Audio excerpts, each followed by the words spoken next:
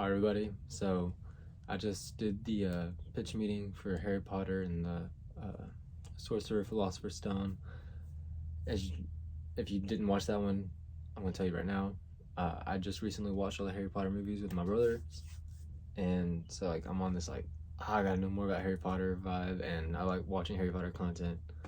And Ryan just started making these not that long ago. He's like doing the Harry Potter ones now, so it's good timing on that. Also, the new Fantastic Beasts is about to come out, so it's overall good timing. So let's see what he's got to say about the Chamber of Secrets. I really liked this movie. Let's get this 1, 2, 3. So, you have some new Harry Potter for me? Yes, sir, I do. So the Dursleys have this very important business dinner, right? And Harry has to stop this wacky house elf from disrupting it. Oh. Dobby. So this is like a Harry Potter sitcom spin-off? No, actually, it's a movie. Really? Yeah, see, the Malfoy servant Dobby shows up because he wants to stop Harry from returning to Hogwarts. He says something bad is being planned. Oh, sounds dangerous. It will be. So after Dobby ruins this dinner, the Dursleys are sick of having Harry living in their house. So what do? Well, they make sure Harry can't leave their house. I see no problem with that logic, sure. But then Harry gets rescued by the Weasley kids in a flying car, so he escapes. Oh boy, time for the Hogwarts Express. Well, actually, see, Dobby makes them miss the train, so they take the flying car to school and crash into the Whomping Willow. What's the Whomping Willow? It's just this tree they have at the school where if you get too close to it, it bludgeons you to death. Oh my god, why would they have that at a school? Well, in the next book we find out is to conceal a passageway for this werewolf to go transform. So put a spell or something. Isn't there a concealing spell? Yeah, I mean, probably, but they go with tree that might punch a child to death. Jeez. And then the car drives itself off into the Forbidden Forest, because I guess it has a mind of its own. Oh, it does? Yeah, well, wizards seem to have this casual, godlike power to spontaneously create life. Like Ron makes a bunch of slugs, Malfoy makes a snake. Oh, that has massive moral implications. No, it doesn't. Oh, all right. So there's this new defense against the dark arts teacher, Gilderoy Lockhart, right? And what's his deal? Well, he's this super famous wizard who wrote a bunch of books about his encounters with dark creatures, except he's a fraud. He didn't do any of it. Why would a celebrity accept a job teaching things he doesn't know and risk being exposed? I don't know. Well, okay then. So anyway, throughout the school year, there's this mysterious monster going around the school, and it petrifies some students and a cat and Hermione and a ghost. Oh no. Yeah, and so people are trying to figure out what it is, right? Wow, well thank God they have those talking portraits all over the school. One of them must have seen something.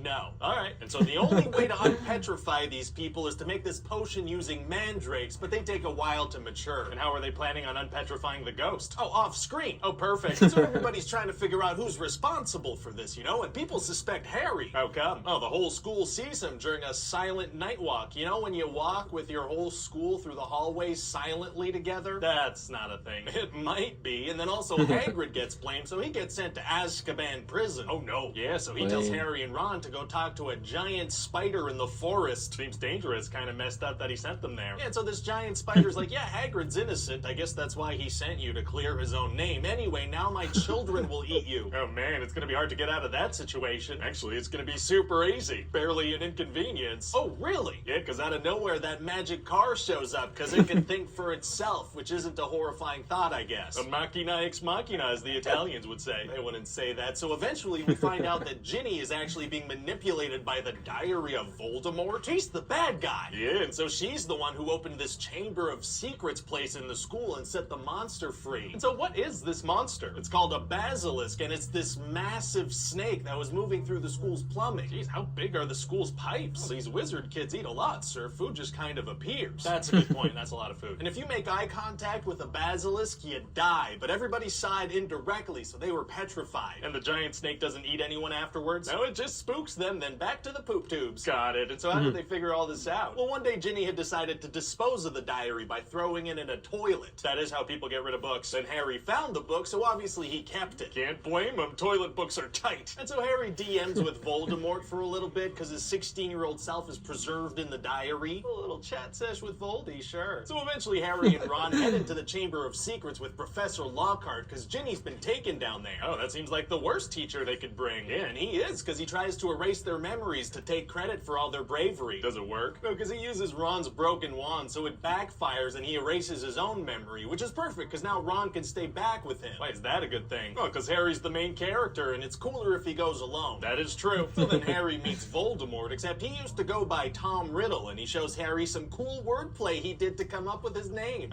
Two guys in robes doing wordplay in a basement. It's kind of crazy that this is going to make like $1 billion. Well, it does get a little more exciting, sir, because Harry has to fight a basilisk now. Oh man, it's going to be hard to stand a chance against that thing. Actually, it's going to be super easy. Barely an inconvenience. Oh, really? Yeah, because Dumbledore's Phoenix Fox shows up out of nowhere, and he pokes the basilisk's eyes out and gives Harry a sword and heals him when he gets hurt. Should this maybe be called Fox in the Chamber of Secrets? Seems like he's taking care of pretty much everything. Well, Harry does a couple things. He stabs the snake, and he stabs a book. A very stabby wizard. What else does he stab? That's it for the stabbing. Oh. And so Dumbledore's so happy that Harry killed a snake and stabbed a book that he cancels everybody's exams. This guy doesn't give a crap about their education. Not really, no. Sick. Oh, and also we find out that Draco's father, Lucius, is the one who slipped the diary to Ginny at the beginning of the movie. Very sneaky. It is. And then Harry tricks Lucius into setting his house elf Dobby free. How does he manage that? Well, see, the only way to set a house elf free is to present it with clothing, right? Okay. So Harry hides a sock inside a book that he gives to Lucius, so when he gives it to Dobby, he technically gives him clothing. Oh, so it's literally if you accidentally hand them clothes, they're free. It would seem so, sir. And that makes for a super complicated laundry day. Yeah, I guess it does. So then Lucius is so mad, he tries to murder Harry, but Dobby jumps in and saves the day. Oh, is he just gonna use a death curse on an 11-year-old on school grounds? Yes. This guy's hardcore. He is. But Dobby saves the day, so that's nice. So why was Dobby specifically warning Harry at the beginning of the movie? Seems like a bunch of people were in danger. Well, Harry's the main character. That's a good point. Wow, well, I kind of like this Dobby character. I know, right? But don't get too attached. I think JK's gonna kill all the cute ones. Oh my god, no. Hey everybody, yeah. Ryan here. I thought he'd say like we should keep him around. And he's like, no, we're not gonna do that. We'll bring him back for the 7th one and then kill him. I wonder where he went. What he was doing. They might have said and I forgot. Anyways, this is a good time. This is funny. Some good points. See, I thought he said he was 16 at one point in the video, and I was like, no, he wasn't. He wasn't 16 yet. Then they went back and said he was 11. So I don't know what he said about 16. Confusion. After the video, let me know what y'all think about the video in the comment section below. Leave a like, subscribe, and I'll see y'all next time.